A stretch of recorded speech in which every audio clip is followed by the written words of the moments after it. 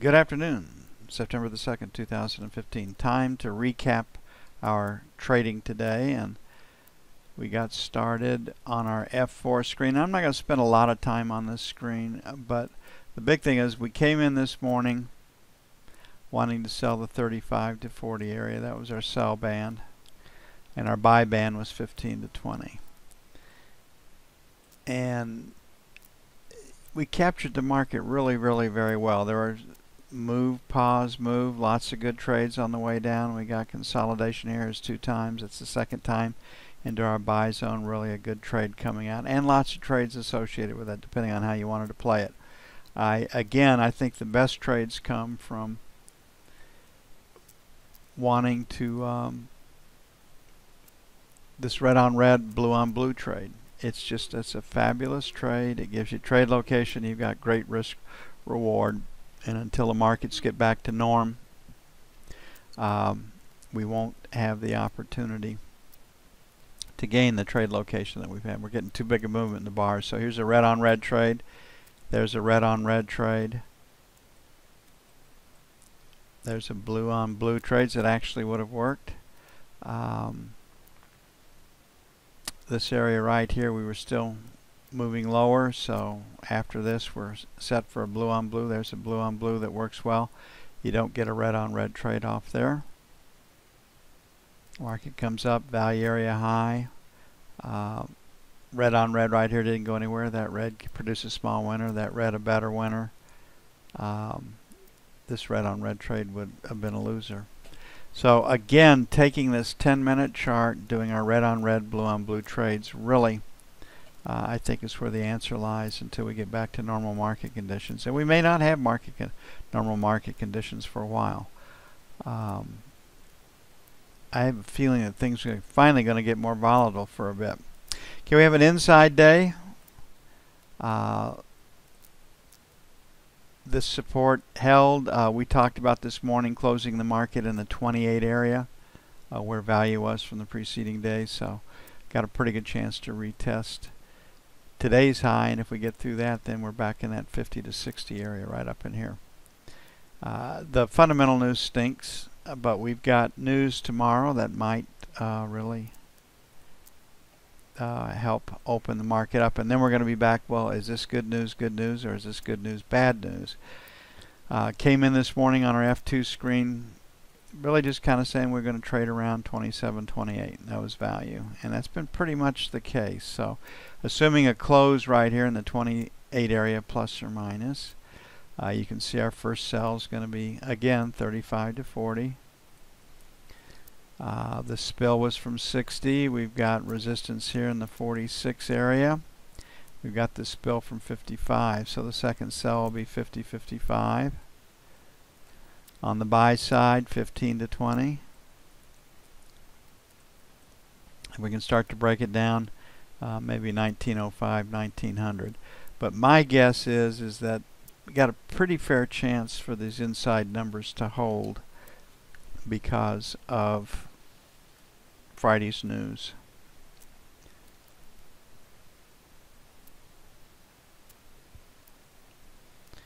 Now tomorrow's news could swing things. The numbers are pretty healthy, and the issue again will be whether the market will play this as strong enough economic news that the Fed can raise interest rates or not. So we have a trade balance at 42 that nobody will pay any attention to. We have jobless claims at 273, which is pretty much the default number. 270 to 275. PMI services 55.2. It's a pretty big number. It's been holding in very well. And then ISM services at 58. And in the ADP job report today, there was huge gains. It was like 17,000 manufacturing jobs and I want to say 173 service jobs. So the news focus is going to be ISM services. And then we have Friday's non-farm payroll number at 223. So this number will tend to hold us in check. This number right here could be enough to shake the markets up and say the Fed's got enough signs right here to raise rates in September. And we're back to where the closer we get to the date, more and more people are going to talk about them raising interest rates. The financials are certainly playing like the Fed's going to raise interest rates.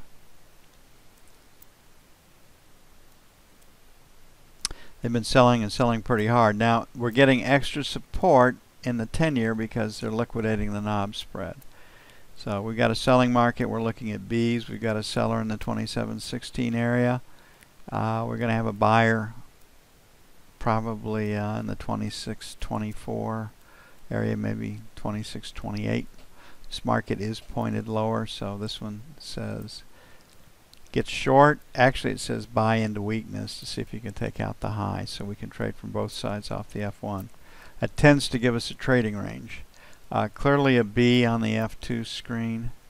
Got this single print way down here at the buck, and we're at 5.5, so we'll make 27.01, 29 buy 1 on the idea. We'll go a little bit lower off tomorrow's numbers. On the sell side, we're going to lower it. We're going to sell 11s to 15s and 19 to 23. Pull them in a little bit. And you can see the last rotate up in L period stopped at 8. So we're going to put a question mark here at 8. Like to do it a little bit higher. Top of value is 11. But may not be able to get it done at those levels. And then 21, 25 for the buy side. Down to the ISM services number. And right now it looks like it's going to be a pretty healthy number.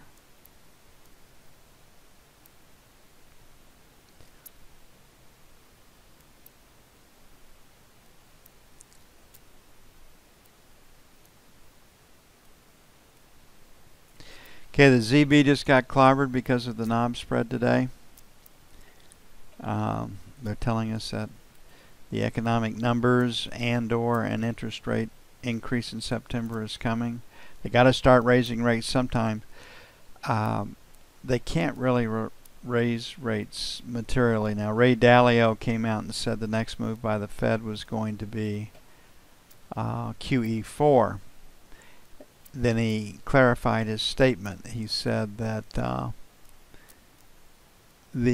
an interest rate increase of a quarter or 0.5% doesn't really constitute an interest rate increase. But if it goes over, the Fed funds rate goes to 1%, then he probably will revisit his thinking. But you can see right now that the knob spread selling, we started out this morning at 27.22. We're at 26.27, almost a full point out of it. It's a big trade.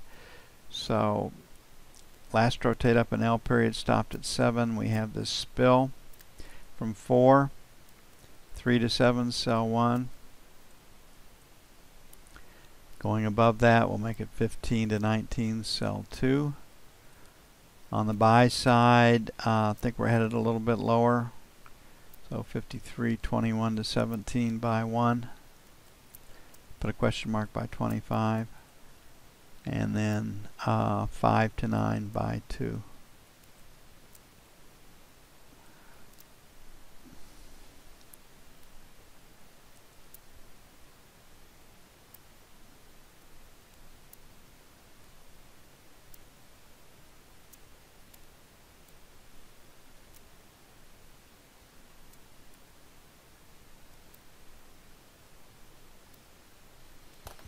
Okay, gold got hit pretty hard today. You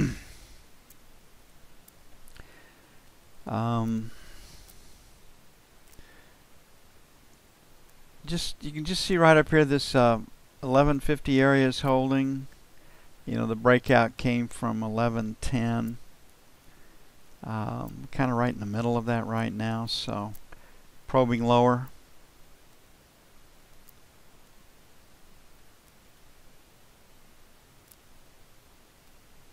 See what we've got. Lower high, lower low says we can sell it.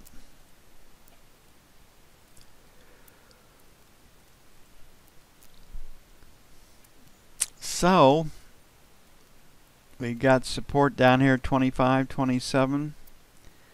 First bit of support for London is 29 to 31. That's buy 1.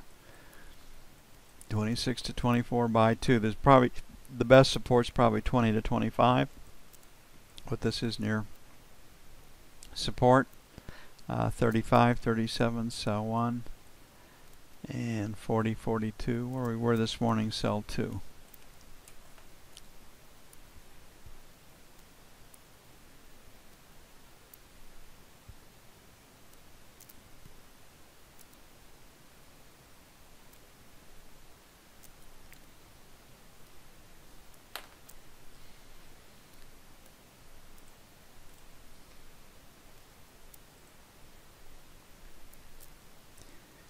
Looking at crude, lower high, lower low, and the market recovered a great deal. So failure to take out that 46.50, 47 area would set up a short.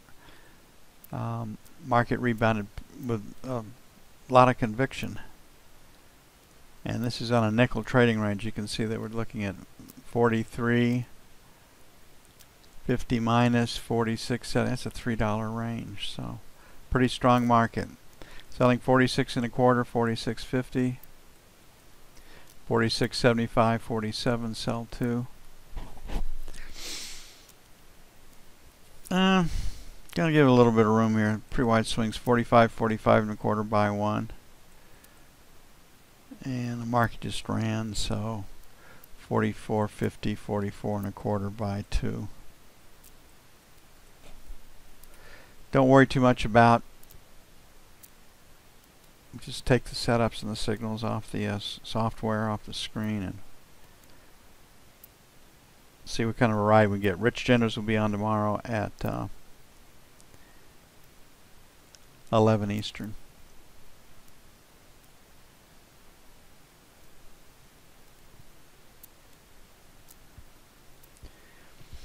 Okay, the euro, pretty quiet today, really. Awaiting the announcement tomorrow by the European Central Bank on what the next move will be, and there is some talk that he might increase QE1. Announce that tomorrow.